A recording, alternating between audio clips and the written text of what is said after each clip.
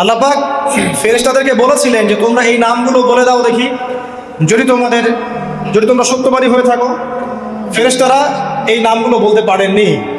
তারা বলেছিলেন লা ইলমা লানা ইল্লা মা আল্লামতানা, আপনি আমাদেরকে যা শিখিয়েছেন এর বাইরে আমাদের কোনো জ্ঞান নেই। এরপর আল্লাহ পাক আদম আলাইহিস সালামকে বলেছেন, আদম তুমি নামগুলো বলে দাও দেখি। এরপর আদম আলাইহিস সালাম সুন্দর করে সব নামগুলো বলে দিয়েছেন, কারণ আল্লাহ পাক তাকে সেই জ্ঞান শিক্ষা দিয়েছিলেন। এরপরে আল্লাহ রাব্বুল আলামিন ফেরেশতাদেরকে বলেছেন তোমরা আদমকে এখন সিজদা করো, কারণ জ্ঞানের মানদণ্ডে আদম তোমাদের চেয়ে শ্রেষ্ঠ। সুবহানাল্লাহ। আর আমরা সেই আদম সন্তান, যদিও বা পৃথিবীতে আসার পরে আমরা আমাদের পরিচয়টা ভুলে গেছি। সেই আদম সন্তান, যে আদমকে আল্লাহ রাব্বুল আলামিন ফেরেশতাদেরকে দিয়ে সম্মানিত করলেন, সিজদা করালেন, সেই আদম সন্তান এখন আল্লাহর জমিনে শিরক করে, নবী সাল্লাল্লাহু আলাইহি ওয়াসাল্লামের সুন্নতের অনুসরণ করতে চায় না, নবীদের আদর্শ মানতে চায় না, কোরআন এবং সুন্নাহ মেনে জীবন করতে চায় না। সেই আদম সন্তান এখন জিনা করে, ব্যভিচার করে, মাদকদ্রব্য পান করে, সমকামী। সেই আদম সন্তান এখন ঘুষ খাচ্ছে, সুদ খাচ্ছে, দুর্নীতি করছে, অন্যের সম্পদ আত্মসাৎ করছে, অন্যায়ভাবে মানুষকে হত্যা করছে। এমন কোনো গুনাহ নাই যে সেই আদম সন্তান করছে না। কোন আদম সন্তান? যার পিতাকে আল্লাহ রাব্বুল আলামিন কি করলেন? ফেরেশতাদেরকে দিয়ে সিজদা করালেন। তাহলে চিন্তা করেন যে আমরা আমাদের পরিচয়টা কি পরিমাণ হারিয়ে ফেলেছি। আমরা তো চেতনার কথা বলি না, শেকড়ের কথা বলি না, আমরা সংস্কৃতির কথা বলি না। এই কথাগুলো আমরা বলি। আমাদের সত্যিকারের চেতনা হচ্ছে ইসলামিক চেতনা। সত্যিকারের শেকড় হচ্ছে এই শেকড় যে আমরা আদম আলাইহিস সালামের সন্তান, যে আদমকে আল্লাহ রাব্বুল আলামিন ফেরেশতাদেরকে দিয়ে সিজদা করিয়েছেন জ্ঞানের কারণে। আজকে সেই আদম সন্তান দেখবেন জ্ঞান অর্জন করতে চায় না, দিনের জ্ঞান অর্জন করতে চায় না, দুনিয়ার জ্ঞান অর্জন করতে চায়, দিনের জ্ঞান অর্জন করতে চায় না। যে জ্ঞান তাকে পরকালে নাজাতের ওসিলা করবে, সেই কোরআনটুকু তিলাওয়াতও করতে চায় না, তিলাওয়াত করা শিখতেও চায় না, আগ্রহী নাই। তাহলে আমরা কি পরিমাণে আমাদের শেকড়টা ভুলে গেছি, চেতনা হারিয়ে ফেলেছি, আমাদের মূল সংস্কৃতি থেকে দূরে সরে আসছি। একটু চিন্তা করেন। সামনে যাই। আল্লাহ রাব্বুল আলামিন বলছেন এরপর সুন্দর আকৃতি দিয়ে আদমকে আমি ফেরেশতাদেরকে দিয়ে সিজদা করালাম। ফাসাজাদু, সবাই সিজদা করলো, প্রত্যেকটা ফেরেশতা কি করলো? সিজদা করলো। ইল্লা ইবলিস। কে সিজদা করলো না? ইবলিস। ইবলিস সিজদা করলো না। ইবলিস কে ছিল? সে কিন্তু কোনো ফেরেশতা ছিল না। সে ছিল একজন জিন। কানা মিনাল জিন্নি। সূরা কাহফে আল্লাহ বলেছেন কানা মিনাল জিন্নি, সে জিনদের একজন ছিল। ঠিক আছে? সে আল্লাহ রাব্বুল আলামিনের এত বেশি ইবাদত করেছিল যে আল্লাহ রাব্বুল আলামিন তাকে এক পর্যায়ে ফেরেশতাদের উপরে একটা দায়িত্বশীল বানিয়ে দিয়েছিল। ঠিক আছে? তো কিন্তু তার মনের ভিতরে একটা কিবর বা অহংকার ছিল, যে অহংকারের কারণে সে কিন্তু আল্লাহ পাকের এই নির্দেশটা পালন করলো না, লঙ্ঘন করলো। আমরা সামনে যাই। লাম ইয়াকুম মিনাস সাজিদিন, আল্লাহ পাক বলেন সে সিজদাকারীদের অন্তর্ভুক্ত ছিল না। কে? ইবলিস। আচ্ছা, আল্লাহ পাক এবার বলছেন মা মানাআকা আল্লা তাসজুদা ইযা আমারতুক। আল্লাহ পাক বলছেন হে ইবলিস, কিসে তোমাকে নিষেধ করলো, কে তোমাকে বারণ করলো আদমকে সিজদা করতে, যাকে আমি সিজদা করার আদেশ করেছি? কি জন্য করলে না? সোজা কথায় তুমি কি জন্য সিজদা করলে না আদমকে? মা মানাআকা, তোমাকে কে বারণ করলো? এবার ইবলিস তার দলিল পেশ করছে। সে বলছে যে ক্বালা আনা খায়রুম মিন, সে বলল আমি আদমের চাইতে উত্তম। আসসালাতু খায়রুম মিনান নাওম, এটা জানেন না? ঘুমের চেয়ে নামাজ উত্তম। ঠিক এইভাবেই সেই ইবলিস বলছে কি আনা খায়রুম মিন, আমি তার চেয়ে উত্তম। কি কারণে উত্তম? খালাকতানি মিন নার ওয়া খালাকতাহু মিন তিন। হে আল্লাহ, আপনি আমাকে সৃষ্টি করেছেন আগুন দিয়ে। জিনদেরকে কি দিয়ে সৃষ্টি করা হয়েছে? আগুন দিয়ে। ফেরেশতাদেরকে কি দিয়ে? নূর দিয়ে। তাহলে এখানে প্রমাণ হলো যে ইবলিস কিন্তু ফেরেশতা নয়।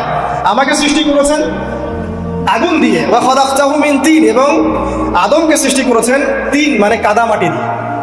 তার মানে আগুন কাদামাটির চেয়ে সুপিরিয়র, বেশি মর্যাদা সম্পন্ন, ওর মানে কে আছে আর কি। এই কারণে সে সিজদা করলো না। এবার আল্লাহ রাব্বুল আলামিন বলছেন ক্বালা ফাহবিত মিনহা, ইবলিস এখান থেকে নেমে যাও। এটা কোন জায়গা? একদম মহাকাশের উপরে না, নাকি পৃথিবীতে? এটা সাত আসমানের উপরের ঘটনা। ইতিহাস শুরু হয়েছে মহাবিশ্বে। মানুষের অস্তিত্বও ছিল না, এমন একটা সময় চলে গেছে। মহাবিশ্বে কোটি কোটি বছর চলে গেছে যখন মানুষ বলতে কিছু ছিল না। ছিল না। অনেক পরে মানুষকে সৃষ্টি করা হয়েছে। এখন দুনিয়াতে মানুষের চলাচল দেখলে মনে হয় মহাবিশ্বে সে একাই আছে, কেউ নাই, তাই না? আচ্ছা, এটা দলিল কোরআনে আছে। সূরা দাহার 1 নম্বর আয়াত পড়ে দেখবেন হাল আতা আলাল ইনসান হিনুম মিনাদ দাহরি লাম ইয়াকুন শাইআন মাযকুরা। আল্লাহ পাক বলছেন মানুষের উপরে এমন সময় চলে গেছে যে মানুষ কোনো আলোচ্য বিষয় ছিল না, উল্লেখযোগ্য কোনো বিষয় ছিল না। তো সভ্যতার শুরুর ঘটনা হচ্ছে এটা, মানে মানব সভ্যতার একদম শুরুর শেকড়ের ঘটনা হচ্ছে এটা, একদম শুরুর চেতনা, শুরুর সংস্কৃতি শুরু হচ্ছে এখান থেকে। এবার ইবলিস বলছে আমি সিজদা করবো না, বিকজ আমি তার চেয়ে সুপিরিয়র। আপনি তাকে সৃষ্টি করেছেন মাটি দিয়ে, আমাকে সৃষ্টি করেছেন আগুন দিয়ে, আমি তাকে সিজদা করবো না। সে আল্লাহ পাকের আদেশ লঙ্ঘনই করলো না, বরং আল্লাহকে উল্টা একটা যুক্তি দেখালো যে আপনি ভুল আমি ঠিক। নাউজুবিল্লাহ, আপনি আমাকে আদমকে সিজদা করতে বলছেন এটাই ভুল, বরং উচিত হচ্ছে ও আমাকে সিজদা করবে। নাউজুবিল্লাহ। তো সে কিন্তু আদা আওয়াস্তাক করা, সে উদ্ধত হলো এবং অহংকারও প্রদর্শন করলো। আল্লাহ পাক বলছেন ক্বালা ফাহবিত মিনহা, এখন এখান থেকে নেমে যাও। এই জান্নাতি বলেন আর ওই ঊর্ধ্ব জগতই বলেন, সেখান থেকে তোমরা নেমে যাও, তুমি নেমে যাও। ফামা ইয়াকুনু লাকা আন তাতাকাব্বারা ফিহা, এখানে দাঁড়িয়ে তুমি অহংকার করবে এই অধিকার তোমাকে দেওয়া হয় নাই। সোজা কথা, আল্লাহ পাক বলছেন এখানে দাঁড়িয়ে তুমি অহংকার করবে এই অধিকার তোমাকে দেওয়া হয়নি। আল্লাহ পাক অহংকারীকে পছন্দ করেন না। অহংকারীদেরকে আল্লাহ পাক কিয়ামতের মাঠে পিঁপড়ার মতো উঠাবেন, তাদের আকৃতি মানুষের সমান হবে না, ছোট ছোট কালো পিঁপড়ার মতো হবে এবং অন্ধকার ওদেরকে ঢেকে নিবে। তো আমাদের মনে যাদের অহংকার আছে, আল্লাহর ওয়াস্তে অহংকার ছেড়ে দেই। অহংকার ইলমেরও থাকতে পারে, একজনের অনেক বড় ইলমি ডিগ্রি সার্টিফিকেট আছে, অমুক ফারেক তমুক ফারেক, অমুক মুহাদ্দিস অমুক মুফাসসির, ডাবল ডিগ্রি, এটারও অহংকার থাকতে পারে, ঠিক আছে। আবার অনেকের টাকা পয়সার অহংকার থাকে, অনেকের ক্ষমতার অহংকার থাকে, আবার এখনকার মেয়েদের সৌন্দর্যের অহংকার থাকে, থাকে না? এক এক মানুষের এক একটা অহংকার। অহংকারের ডেফিনেশনটা কি? একজন সাহাবী নবী সাল্লাল্লাহু আলাইহি ওয়াসাল্লামকে বলছেন, ইয়া রাসূলুল্লাহ, আমি পছন্দ করি আমার গায়ের পোশাকটা সুন্দর হোক, আমার জুতা সুন্দর হোক, ঠিক আছে, আমার সুগন্ধি ভালো হোক, দামি হোক, এটা কি অহংকারের পরিচয়? নবী সাল্লাল্লাহু আলাইহি ওয়াসাল্লাম বলছেন না, এটা অহংকারের পরিচয় নয়। বড় অহংকারের পরিচয় হচ্ছে অন্য মানুষকে তুচ্ছ তাচ্ছিল্য করা এক, আর দুই হচ্ছে সত্যকে প্রত্যাখ্যান করা। মনে থাকবে অহংকারের সংজ্ঞা কি? এক, অন্য মানুষকে তুচ্ছ তাচ্ছিল্য করা, আর দুই, সত্যকে প্রত্যাখ্যান করা। এখন সত্য কি? আইনস্টাইনের থিওরি সত্য, নাকি পিথাগোরাসের উপপাদ্যই সত্য, নাকি আমাদের পশ্চিমারা যে সেকুলারিজম, কমিউনিজম, ডেমোক্রেসি ইত্যাদি ইত্যাদি ন্যাশনালিজম এগুলো দিয়ে দিয়েছে মতবাদগুলো, এগুলি চূড়ান্ত সত্য? সায়েন্স কি চূড়ান্ত সত্য? চূড়ান্ত সত্যটা কি আসলে? এক কথায় সূরা কাহফের 29 নম্বর আয়াতে সত্যের সংজ্ঞা আছে। কত নম্বর আয়াতে? সূরা কাহফের 29 নম্বর আয়াতে আল্লাহ পাক বলেন ওয়াকুলিল হাক্কু মির রাব্বিকুম, হে নবী আপনি বলে দিন সত্য সেটাই, ন্যায় অন্যায়ের চূড়ান্ত মানদণ্ড সেটাই, হক বাতিলের চূড়ান্ত মানদণ্ড সেটাই। কোনটা? যেটা তোমার রবের পক্ষ থেকে নাজিল হয়েছে। আমাকে বলেন যে রবের পক্ষ থেকে কি নাজিল হয়েছে? একসময় তাওরাত নাজিল হয়েছিল না? ওটাই হক ছিল। ওই সময় কি ছিল? সেটাই হক ছিল। জাবুর ওই সময়ের কি ছিল? হক। ইনজিল ওই সময়ের হক ছিল। এখন কি আছে আমাদের কাছে? কোরআন এবং এর ব্যাখ্যা হচ্ছে হাদিস। কিয়ামত পর্যন্ত কি অন্য কোনো শরীয়ত আসবে? অন্য কোনো নবী আসবে? কেউ যদি বলে যে অমুকে নবী হবে, সে কি মুসলিম না কাফের? তাহলে কোনো সন্দেহ আছে? যদি কেউ দাবি করে যে মুহাম্মদ সাল্লাল্লাহু আলাইহি ওয়াসাল্লাম শেষ নবী নন, আরো নবী আসতে পারে, নাউজুবিল্লাহ, এবং এই কুফরি আকীদায় বিশ্বাসীকে কেউ যদি কাফের মনে না করে, সেও কাফের হয়ে যেতে পারে। বুঝতে পারছেন? আসেন, তো অহংকারের সংজ্ঞাটা আমরা জেনে নিলাম যে সত্যকে প্রত্যাখ্যান করা, আল্লাহর ওহীকে প্রত্যাখ্যান করা, মানে কোরআন এবং সুন্নাহ থেকে সরে আসা, এটাকে মিথ্যা মনে করা, বা অন্য কোনো মতবাদকে কোরআন সুন্নাহর সমকক্ষ মনে করলেও কুফরি হয়ে যাবে। এরকম মনে করে অন্য একটা মতদর্শ, একটা দর্শন, একটা ফিলোসফিক্যাল থট বা একটা স্কুল অফ থট কোরআন সুন্নাহর চেয়ে ভালো নয়, কিন্তু কোরআন সুন্নাহর সমমানের, এটাও যদি কেউ মনে করে কাফের। কথা কি বুঝতে পারছেন? এটা হচ্ছে অ্যাবসলিউট ট্রুথ, মানে এটা সত্যের একদম সর্বোচ্চ স্টেজ, এর উপরে আর কিছু নাই। ভুলে গেছিলেন ভাই? আচ্ছা, এবার আসেন, আমরা অহংকারের সংজ্ঞা জানলাম, সত্যের সংজ্ঞাও জানলাম। এখানে ইবলিস কি করছে? সে অহংকার প্রদর্শন করছে। সে আল্লাহকে বলছে আপনি ভুল, আমি ঠিক। আদমকে সে তুচ্ছ তাচ্ছিল্য করলো এবং সত্যকে প্রত্যাখ্যান করলো, দুটোই কিন্তু ইবলিস করলো এখানে। আসেন, আল্লাহ পাক বলছেন ফাখরুজ, এখান থেকে বের হয়ে যাও হতবাক। ফাখরুজ মানে উখরুজ মানে বের হও, অতএব ফাখরুজ, এখান থেকে বের হয়ে যাও। ইন্নাকা মিনাস সাগিরিন, তোমার অহংকার করার কোনো সুযোগ নেই এখানে, তুমি তো ছোট পুত্র। ইন্নাকা মিনাস সাগিরিন, সাগির মানে কি? তুমি এখান থেকে, তুমি বের হয়ে যাও এখান থেকে, তুমি একজন ক্ষুদ্র সত্তা, তোমার এখানে অহংকার করার কিছু নাই। কলা, এবার ইবলিস বলছে, এই জায়গাগুলো খুব ভালো করে শোনেন, আমাদের লেকচারের আসল জায়গায় কিন্তু যাবেন। যদি আরেকটা পর্যন্ত লেকচারে কোনো সমস্যা আছে? আচ্ছা, তাহলে বসে থাকে, খাওয়া দাওয়া করে আসছেন তো? আচ্ছা। কলা, এবার ইবলিস বলছে আনজিরনি, শোনেন, ইবলিস বলছে আনজিরনি, হে আল্লাহ আমাকে অবকাশ দিন। কি বলছে? আমাকে অবকাশ দিন। ইলা ইয়াউমি ইউবআসুন, যেই দিন আপনি কিয়ামত ঘটাবেন, যেদিন সবাইকে পুনরুত্থিত করবেন, ওই দিন পর্যন্ত আমাকে অবকাশ দিন। সূরা বাকারায় আছে, অন্য সূরা আছে, রব্বি আনজিরনি ইলা ইয়াউমি ইউবআসুন। ইবলিস বলছে হে আমার রব। কি বলছে ইবলিস? হে আমার রব। ইবলিস কি তাহলে আস্তিক না নাস্তিক? কথা বলেন। ইবলিস কি আস্তিক না নাস্তিক? আস্তিক। ইবলিস বলছে যে ইয়া রব্বি, রব্বি, হে আমার রব, হে আমার প্রতিপালক। আল্লাহকে ইবলিস বলছে হে আমার প্রতিপালক, আনজিরনি, আমাকে অবকাশ দিন, ইলা ইয়াউমি ইউবআসুন, কিয়ামত দিবস পর্যন্ত, বা যেদিন আপনি পুরো মানব জাতিকে উঠাবেন কবর থেকে, আবার ওই দিন পর্যন্ত আমাকে অবকাশ দিন। তার মানে কিয়ামত যে হবে এটা নতুন করে লেখা হয় নাই, সভ্যতায় হিস্ট্রির শুরু থেকেই কিয়ামত ছিল। কথা বুঝতে পারছেন? ফেরেশতারাও জানতেন যে একদিন মহাবিশ্ব ধ্বংস হয়ে যাবে। যখন পৃথিবীতে মানুষকে পাঠানো হয়নি তার আগেই ফেরেশতারা জানতেন, আল্লাহ পাকের ইলমে ছিল এবং তিনি এটা ফয়সালা করে দিয়েছিলেন যে একদিন এই পুরো মহাবিশ্বই ধ্বংস হয়ে যাবে। ইবলিস আগে থেকে জানতো যে কিয়ামত হবে, এই জন্য সে বলছে আমাকে কিয়ামত পর্যন্ত অবকাশ দিন। আল্লাহ পাক এবার কি বলছেন দেখেন, ইবলিস আল্লাহর কাছে চাইলো, আল্লাহ পাক তাও তাকে ফেরত দিলেন না। আর আমরা আল্লাহর কাছে চাইতে এখন হতাশা হয়ে যায় না, দোয়া করতে থাকি আর বলি যে আমার দোয়া তো কবুল হচ্ছে না।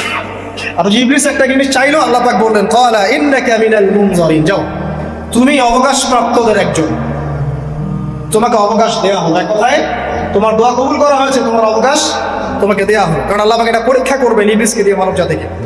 ক্বালা, এবার ইবলিসের চ্যালেঞ্জ শোনেন, এটাই আমাদের আজকের লেকচারের মূল পয়েন্ট। এই জায়গা থেকে ইবলিস চ্যালেঞ্জ করছে। কি চ্যালেঞ্জ করছে? ফাবিমা আগওয়াইতানি, হে আল্লাহ আপনি যে কারণে আমাকে বিচ্যুত করলেন, আমি আমার যে কৃতকর্মের কারণে আপনার রহমত থেকে বঞ্চিত হয়ে গেলাম, ঠিক আছে, লাআকুদান্না লাহুম সিরাতাকাল মুস্তাকিম, আমি সেই আদমের এবং আদমের সন্তানের সরল পথে ওত পেতে বসে থাকবো। কথাটা ভালো করে বোঝেন। ইবলিস চ্যালেঞ্জ করলো কাকে? আল্লাহকে। যে কারণে আল্লাহ আপনি আমাকে বহিষ্কার করলেন, এখন আমি কি করব? আমি এই আদম সন্তানের সরল পথে, আপনাকে পাওয়ার এই পথে, পথের আনাচে কানাচে আমি ওত পেতে বসে থাকবো। কি জন্য বসে থাকবো? যাতে করে আমি আদম সন্তানকে বিচ্যুত করতে পারি। শুধু তাই নয়, সে আরো বলছে সুম্মা লাআতিয়ান্নাহুম, আমি শুধু বসেই থাকবো না, আমি আদম সন্তানের কাছে আসবো। মিন বাইনি আইদিহিম, তার সামনে থেকে আসবো, ওয়া মিন খালফিহিম, আদম সন্তানের পিছন থেকে আসবো, ওয়া আন আইমানিহিম, তার ডান দিক থেকে আসবো, ওয়া আন শামাইলিহিম, তার বাম দিক থেকে আসবো, ওয়ালা তাজিদু আকসারাহুম শাকিরিন, আল্লাহ পাক আপনি তাদের বেশিরভাগকেই শুকরগুজার পাবেন না। কথা কি ক্লিয়ার না? কোনো সমস্যা? ইবলিস কি চ্যালেঞ্জ করলো? আমি শুধু বসেই থাকবো না, ডান দিক থেকে আসবো, বাম দিক থেকে আসবো, সামনে থেকে আসবো, পিছন থেকে আসবো, আমি আদম সন্তানকে পথভ্রষ্ট করেই ছাড়বো, আপনি আদম সন্তানের বেশিরভাগকে পথভ্রষ্ট পাবেন। ইবলিসের কথা কি বাস্তব প্রতিফলন দেখা যায় এখন সমাজে? বেশিরভাগ মানুষ নামাজ পড়ে না পড়ে না?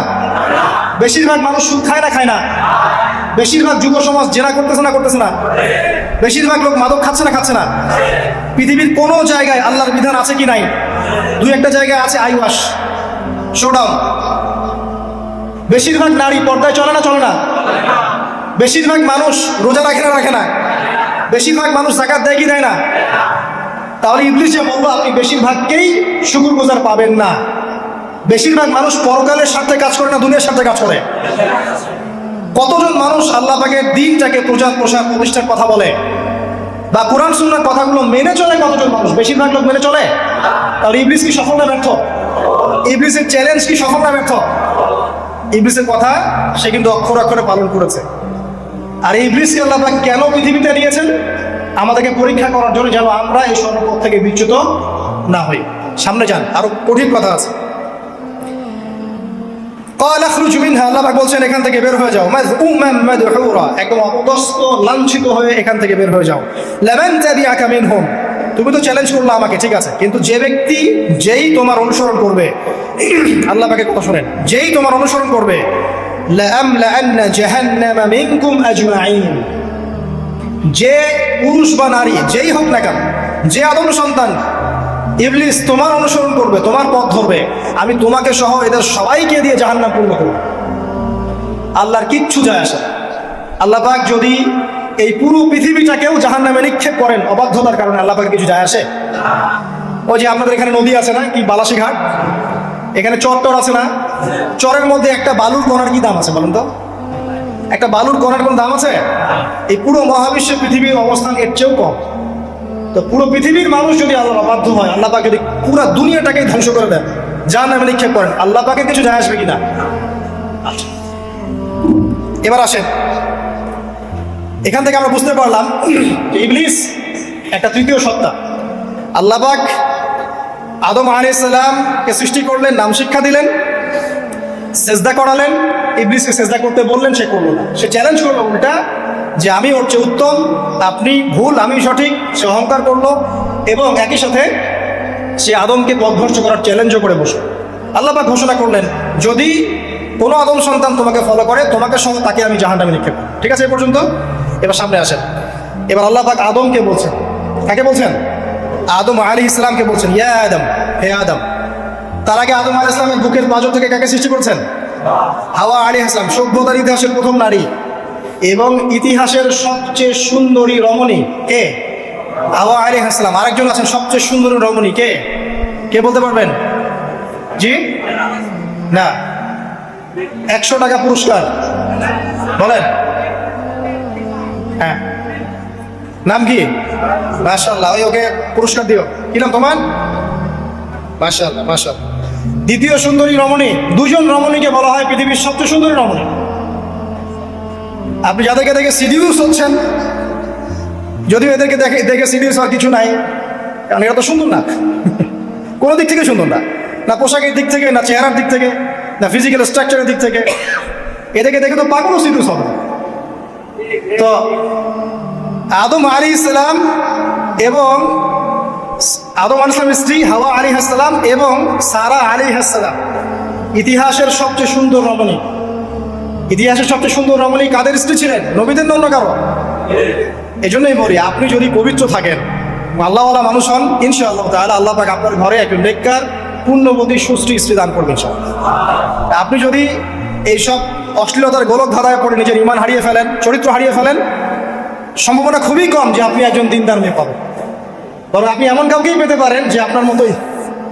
ঠিক আছে, দেখবেন যে আপনি 10 ঘাটের পানি খেয়ে আসছেন, ও দেখবেন 12 ঘাটের পানি খেয়ে আসছে। আল্লাহ পাক আমাদের যুব সমাজকে হেফাজত করুন, আমিন। আল্লাহ পাক এবার আদম আলাইহিস সালামকে বলছেন, ইয়া আদম, হে আদম, উসকুন আনতা ওয়া যাওজুকাল জান্নাহ। আদম শোনো, তুমি এবং তোমার স্ত্রী দুইজন এখন জান্নাতে থাকো। কোথায় থাকো? জান্নাতে থাকো। ওয়া কুলা মিন হাইসু শি'তুমা, যেখানে ইচ্ছা সেখান থেকে খাবার খাও। জান্নাতের নাজ নেয়ামতের কথা তো আপনারা শুনেছেন অনেক, আমি ওইগুলো বলতে যাচ্ছি না, সময় চলে যাবে। যা ইচ্ছা তাই পাবেন সেখানে, যা ইচ্ছা তাই। এমন একটা জায়গা যেটা কখনো কোনো চোখ দেখে নাই, কোনো কান শোনেও নাই। চোখ না দেখলেও, কান না শুনলেও মানুষ মনে মনে অনেক কিছু কল্পনা করে না, এটা কল্পনাও করার সুযোগ নাই। এত উন্নত মানের একটা জায়গা। তোমরা দুজন এখানে থাকো, জান্নাতের যে কোনো জায়গায় যাও, খাওয়া দাওয়া করো, কোনো সমস্যা নেই। কিন্তু ওয়ালা তাকরাবা হাদিহিশ শাজারা, মানে কি, এই যে গাছটা আছে, এই গাছের কাছে যেও। একটা শর্ত খালি দিলাম, গাছের কাছে যেও না। গাছের নাম কি এগুলো আমাদের আলোচনার বিষয় না। বিষয়টা হচ্ছে আল্লাহ পাকের আদেশটা কি। গাছটা আম গাছ হতে পারে, জাম গাছ হতে পারে, কদু গাছ হতে পারে, যে কোনো গাছ হতে পারে। এটা নিয়ে আমাদের কোনো মাথা ব্যথা নাই। মাথা ব্যথা হচ্ছে আল্লাহ পাকের আদেশ, এই গাছের কাছে যেও না, বাস যেও। আচ্ছা, ফাতাকুনা মিনাজ জালিমিন, যদি চলে যাও তোমরা দুজন এখানে, তাহলে তোমরা দুজন কিন্তু জালেম হয়ে যাবে। আল্লাহ পাকের হুকুম অবাধ্য করলে মানুষ কি হয়ে যায়? জালেম হয়। এই জন্য আমরা দোয়ায় বলি, আল্লাহুম্মা ইন্নী যালামতু নাফসি, বলি না? হে আল্লাহ, আমি আমার নফসের উপর জুলুম করেছি। রব্বানা যালামনা আনফুসানা, বলি না? আল্লাহ, আমরা আমাদের উপর জুলুম করেছি। তো আমরা যখন পাপ করি, মানে আমরা জুলুম করে ফেলছি।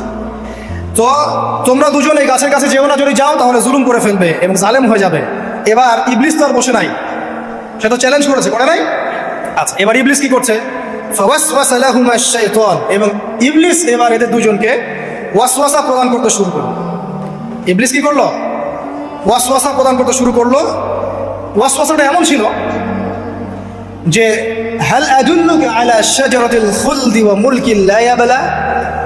ইবলিস এসে আদম এবং হাওয়া আলাইহিস সালাম তাদেরকে উস্কে দিতে লাগলো যে, আমি কি তোমাদেরকে এমন কোনো গাছের কথা বলবো যেই গাছের ফল খেলে তোমরা চিরস্থায়ী হয়ে যাবে, কখনো মরবে না, এবং এমন রাজত্ব পাবে যে রাজত্বের কোনো ক্ষয় নাই।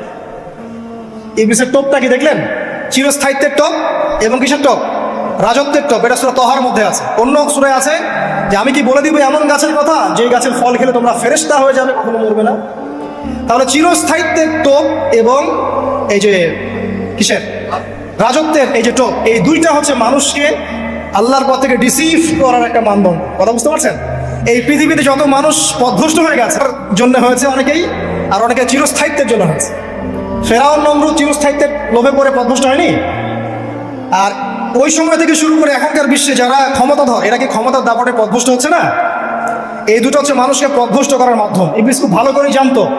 একটা কথা বলি নাই, যখন আদম আলাইহিস সালামকে তৈরি করে রাখা হয়েছে, সৃষ্টি করে রাখা হয়েছে, ইবলিস এর চারপাশে রাউন্ড দিচ্ছিল, তাওয়াফ করছিল, তাওয়াফ।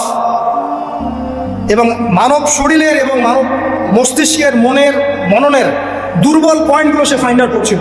কারণ সে কিন্তু অনেক জ্ঞানী ছিল, সে কিন্তু প্রচণ্ড জ্ঞানী ছিল, এবং এখনও কিন্তু সে প্রচণ্ড জ্ঞানী, এবং তার অভিজ্ঞতা ঝুলি এখন অনেক বেশি, তাই না? ওর বয়স হয়ে গেছে না, এখন প্রচুর বয়স। তো তাওয়াফ করে করে সে মানুষের দুর্বল জায়গাগুলো ফাইন্ড আউট করেছে। একটা হচ্ছে পেট, একটা প্রবৃত্তি, একটা হচ্ছে নারীর প্রতি আসক্তি, ঠিক আছে, একটা ক্ষমতার লোভ, একটা চিরস্থায়িত্বের লোভ। এগুলো হচ্ছে মানুষের দুর্বল জায়গা। ইবলিস এগুলো ফাইন্ড আউট করে ওইভাবে চাল দিয়েছে। কথা বুঝতে পারছেন? একটু খেয়াল করে দেখেন, এখনকার বিশ্বে যত অন্যায় হচ্ছে ম্যাক্সিমাম পাপ হচ্ছে পেটের কারণে। পেট। সুদ খায় কেন? পেটের কারণে। ঘুষ খায় কেন? পেটের কারণে। ইভেন যে এখন জেনা করছে ওদেরকে তখন যৌনকর্মী বলতে হয়, তাই না? সম্মান দিয়ে কথা বলতে হয়। তো যৌনকর্মী যারা, তারাও দেখবেন পেটের কারণেই করছে, পেটের কারণে। তারপর দেখবেন মানুষের সম্পদ আত্মসাৎ, ওই যে ছেলে মেয়ে বাল বাচ্চার জন্য। পেট মানে মূল জিনিসটা কি? পেট। এবং চিরস্থায়িত্ব, ক্ষমতার দাপট আর প্রবৃত্তির দাসত্ব, এগুলো হচ্ছে মানুষের সবচেয়ে দুর্বল পয়েন্ট। দেখবেন ম্যাক্সিমাম পাপ হচ্ছে মেয়েদের কারণে। মেয়েদের কারণে না? মেয়ের পিছনে। মেয়ের পিছনে আপনি চলে গেছেন, এখানে আত্মহত্যা করছে কেউ, কেউ এখানে আপনার জেনা করছে, কেউ ধর্ষণ করছে, কেউ পরকে লিপ্ত হচ্ছে। মানে মেয়েরই কোনো পাপ। ওই যে বলে না, দুইটা পাপ যাকে পেয়ে গেছে তার লাইফটা ক্র্যাশড। একটা হচ্ছে মেয়ে, একটা হচ্ছে টাকা। অর্থ সম্পদ লালসা যার মধ্যে পেয়ে বসেছে, এর জীবন শেষ। আর যার মেয়ের নেশা আছে, মেয়ের নেশা যার মধ্যে আছে, এর জীবন শেষ। একে আপনি হেদায়েতের পথে আনতে পারবেন না ইল্লা মাশাআল্লাহ, আল্লাহ পাক যদি না চান। আসেন, আর ইবলিস তাওয়াফ করছিল এবং সে কিন্তু টোপ দিল, চিরস্থায়িত্বের টোপ দিল। এবং কিসের টোপ দিল? ফেরেশতা হয়ে যাবে, অমর হয়ে যাবে। এবার আমাদের পিতামাতা আদম এবং হাওয়া আলাইহিস সালাম, তারা কিন্তু ফল খেয়ে ফেললেন। আর এটা এমন নয় একবার ওয়াসওয়াসা দিয়েছে বাস খেয়ে ফেলেছেন, এমন নয়। কন্টিনিউয়াসলি সেই কাজটা করেছে। একটা মানুষ যখন জেনা করে, ইবলিস কি একবার এসে বললেই কেউ জেনা করে ফেলে? আস্তে আস্তে কিন্তু মানুষ জেনার পথে যায়। ওই যে প্রথমে একদিন, অনেক দিন একটা লেকচার দিয়েছিলাম না, প্রথমে গার্লফ্রেন্ড বয়ফ্রেন্ড একটা সম্পর্ক হয়, তাই না? তারপর কথাবার্তা হয়, মোবাইল ফোন এক্সচেঞ্জ করে, নোট এক্সচেঞ্জ করে, কফি খায়, আস্তে আস্তে ডেটিংয়ে যায়, পরে দেখবেন এক পর্যায়ে গিয়ে জানায় এভাবে। আর যারা ধর্ষক, এতে ডাইরেক্ট অ্যাকশন, এত সময় নাই, ডাইরেক্ট। তো ইবলিস প্রতিটা পাপ মানুষকে ধাপে ধাপে করায়। দেখবেন ইবলিস এখানেও কিন্তু আমাদের পিতামাতাকে ধাপে ধাপে ওইদিকে নিয়ে গিয়েছে। এবার আসেন, আমাদের পিতামাতা ফল খেয়ে ফেললেন, এই জায়গাটা খুব ভালো করে বোঝেন। এই ফল খাওয়াটা আল্লাহর অবাধ্যতা না? আল্লাহ পাক বলেছিলেন না যে জালেম হয়ে যাবে? আল্লাহ পাকের অবাধ্য বলেন। অবাধ্যতার ফলাফলটা কি হলো এবার শোনেন। আমরা সবাই জানি অবাধ্যতার ফলাফল কি, আল্লাহ পাক জান্নাত থেকে নামিয়ে দিয়েছেন, তাই তো? এর আগে আরেকটা ফলাফল হয়েছে। এই ফলাফলের সাথে আমাদের বর্তমান সময়কার যে ইস্যুটা চলছে, পোশাক, নারী, সংস্কৃতি, হাবিজাবি, হ্যাঁ, বেহায়াপনা, বেলাল্লাপনা, এই ইস্যুটা এখানে জড়িত। এটা আমারও বুঝতে এবং খুঁজে পেতে সময় লেগেছে। আমরা সবাই পড়েছি স্টুডেন্ট লাইফে, আদম এবং হাওয়া আলাইহিস সালাম আদেশ লঙ্ঘন করেছেন, সাথে সাথে আল্লাহ পাক জান্নাত থেকে কি করেছেন? নামিয়ে দিয়েছেন। ইবলিসকেও নামিয়ে দিয়েছেন, তারপর হায়াত দিয়েছেন, এখানে পরীক্ষা করছেন, এই তো? এখানে আল্লাহ পাক দেখবেন আমাদের আমল কেমন, আমল ভালো হলে আবার জান্নাতে, খারাপ হলে আবার জান্নাত। কিন্তু এর আগেও একটা ঘটনা ঘটেছে। যে মুহূর্তে আমাদের পিতামাতা ফল খেয়েছেন, গাছের কাছে গিয়েছেন, আল্লাহ পাকের আদেশটা লঙ্ঘন করেছেন, সাথে সাথে তাদের গায়ের পোশাকটা খুলে পড়ে গেছে। আমি বুঝাতে পারি নাই? পুরো মহাবিশ্বের প্রথম লজ্জা, প্রথম অপমান, প্রথম শাস্তি, ঠিক আছে, আল্লাহর অবাধ্যতার প্রথম পরিণাম, লজ্জাহীনভাবে গা থেকে কাপড় খসে পড়ে যাওয়া, ন্যাংটা হয়ে যাওয়া। ন্যাংটা বাংলা ভাষায় বুঝতে পারছেন? প্রথম শাস্তি, প্রথম অবাধ্যতা, এবং প্রথম অবাধ্যতার পরিণতি পুরো মহাবিশ্বে সভ্যতা শুরু থেকে শেষ পর্যন্ত প্রথম অ্যাক্সিডেন্ট, বা এই যে আমরা বলছি পরিণতি, পাপের পরিণতি, অবাধ্যতার পরিণতি, সেটা হলো গা থেকে কাপড় খুলে যাও। এই কথা আল্লাহ পাক বলছেন এখানে, লিয়ুবদিয়া লাহুমা মা উরিয়া আনহুমা মিন সাওআতিহিমা। ইবলিস তোমাদের পিতামাতাকে এই গাছের কাছে নিয়ে গিয়ে ফল খাইয়ে তাদের গা থেকে পোশাক খুলে ফেলে দিয়েছে। এবার কি বুঝতে পারছেন যে ইবলিস এখন বিশ্বে কি করছে? ইবলিস সেম কাজটা করছে আমাদের সাথে, আমাদের গা থেকে তারা পোশাক খুলে ফেলে দিচ্ছে। সভ্যতার শুরুর পাপ বলছি না আমরা, এটা আসলে ভুল। সভ্যতার শুরুতে আদম এবং হাওয়া আলাইহিস সালাম যে ভুলটা করেছেন, তার যে পরিণতি হয়েছে সেটা এটা ছিল না যে জান্নাত থেকে পৃথিবীতে নামিয়ে দেয়া, বরং পরিণতি এটা ছিল তাদের গা থেকে প্রথম কাপড় খুলে গেছে, তারা নগ্ন হয়ে গেছে। ইবলিস সর্বপ্রথম আমাদের বাবা মাকে নগ্ন করেছে প্রলোভন দিয়ে, ক্ষমতার প্রলোভন, চিরস্থায়িত্বের প্রলোভন দিয়ে। আজকের বিশ্বেও কি ইবলিসের দোসররা সেম কাজটা করছে না? আজকের বিশ্বেও কি ইবলিসের মানুষরূপী দোসরগুলা সেম কাজটাই করছে না? সেম কাজটা করছে। আমাদের গা থেকে ওরা পোশাক খুলে ফেলছে, এরপর আল্লাহ পাক জান্নাত থেকে নামিয়ে দিয়েছে। আগে কিন্তু এটা হয়নি, আগে পোশাক খুলেছে। এরপর কি হয়েছে জানেন? শোনেন, আল্লাহ পাক ওয়াকাল মা নাহাকুমা রাব্বুকুমা আন হাযিহি আশ-শাজারা ইল্লা আন তাকুনা মালাকাইন আও তাকুনা মিনাল খালিদিন। ইবলিস বলছিল যে তোমাদের রব তোমাদেরকে এই গাছের কাছে যেতে নিষেধ করেছে এই কারণে যে তোমরা এখানে গেলে মালাক হয়ে যাবে এবং চিরস্থায়ী হয়ে যাবে। ওয়াকাসামাহুমা ইন্নী লাকুমা লামিনান নাসিহিন। ইবলিস বলছিল যে আমি আল্লাহর কসম করে বলছি আমি তোমাদের শুভাকাঙ্ক্ষী। ফাদাল্লাহুমা বিগুরুর, ওদেরকে তারা পথভ্রষ্ট করলো, ইবলিস তাদেরকে পথভ্রষ্ট করলো। ফালাম্মা যাকা আশ-শাজারা, যখন তারা গাছের কাছে গেলেন, বাজাত লাহুমা সাওআতুহুমা, তাদের লজ্জাস্থানটা উন্মুক্ত হয়ে গেল, কাপড় খুলে পড়ে গেল। এটাই বলতে চাচ্ছিলাম। ওয়া তাফিকা ইয়াখসিফানি আলাইহিমা মিন ওয়ারাকিল জান্নাহ, এবং আদম এবং হাওয়া আলাইহিস সালাম জান্নাতের গাছের পাতা ছিঁড়তে লাগলেন এবং সেই পাতা দিয়ে লজ্জাস্থান ঢাকতে লাগলেন। আপনার বাবা আপনার মাকে যদি কেউ রাস্তায় নগ্ন করে ফেলে আপনার কেমন লাগবে? আপনি কি করবেন তার ইজ্জত সম্মান বাঁচানোর জন্য? আমাদের পিতা মাতাকে ইবলিস জান্নাতে নগ্ন করে দিয়েছিল এবং আমাদের পিতা মাতা জান্নাতের পাতাগুলো ছিঁড়ে ছিঁড়ে লজ্জাস্থানকে আবৃত করতে শুরু করল। ওয়ানাদাহুমা রাব্বুহুমা, এবং আল্লাহ পাক বলছেন এবার আল্লাহ পাক তাদের দুজনকে ডাকলেন, ডেকে বলে আলাম আনহাকুমা আন তিলকুমা শাজারা, হে আদম এবং হাওয়া তোমাদের দুজনকে কি আমি বলি নাই যে এই গাছের কাছে যাবে না? ওয়া আকুল লাকুমা ইন্নাশ শাইতানা লাকুমা আদুউম মুবিন, আমি কি তোমাদেরকে বলি নাই নিশ্চয়ই শয়তান তোমাদের স্পষ্ট প্রকাশ্য শত্রু? ক্বালা, এবার তারা তাদের ভুল বুঝতে পারলেন। আল্লাহ পাকের কত দয়া মানুষের প্রতি দেখেন। ইবলিসও আল্লাহর অবাধ্য ছিল, আল্লাহ পাক তাকে বহিষ্কার করে কাফের বানিয়ে দিয়েছেন, চিরস্থায়ী লানত করেছেন। আমাদের পিতা মাতাও ভুল করেছেন, বাট আল্লাহ পাক তাদেরকে চিরস্থায়ী জাহান্নামী করেন নাই। আল্লাহ পাক তাদেরকে দয়া পরবশ হয়ে ক্ষমা করে দিয়েছে। শুধু তাই নয়, আল্লাহ পাক এত মহব্বত করেন আদম সন্তানকে যে তওবা করার যে কালিমাটা, সেই কালিমাটাও আল্লাহ পাক আদম এবং হাওয়াকে শিখিয়ে দিয়েছেন। সুবহানাল্লাহ, কোন কালিমা দিয়ে তওবা করবো, কি পড়বো, এটাও তারা বুঝতে পারছিলেন না। আল্লাহ পাক শিখিয়ে দিয়েছেন। ক্বালা, তারা বলল রব্বানা, হে আমাদের প্রতিপালক, যালামনা আনফুসানা, আমরা আমাদের উপর জুলুম করেছি নফসের উপরে, ওয়া ইল্লাম তাগফির লানা ওয়া তারহামনা লানাকুনান্না মিনাল খাসিরিন। এই দোয়াটা করলেন আমাদের পিতামাতা, আল্লাহ পাক মাফ করে দিলেন। কিন্তু মাফ করার পরে আর জান্নাতে থাকা হলো?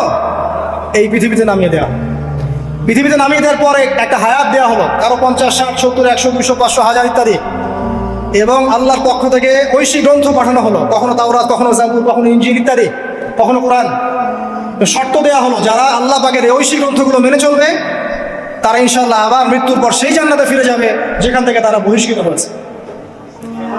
আর যে বা যারাই আল্লাহ পাকের এই আয়াত, নিদর্শন এবং ঐশী গ্রন্থগুলোকে অস্বীকার করবে, এটাকে মিথ্যা প্রতিপন্ন করবে, আল্লাহ পাক এদের সবাইকে জাহান্নাম পূর্ণ করবে ইনশাআল্লাহ।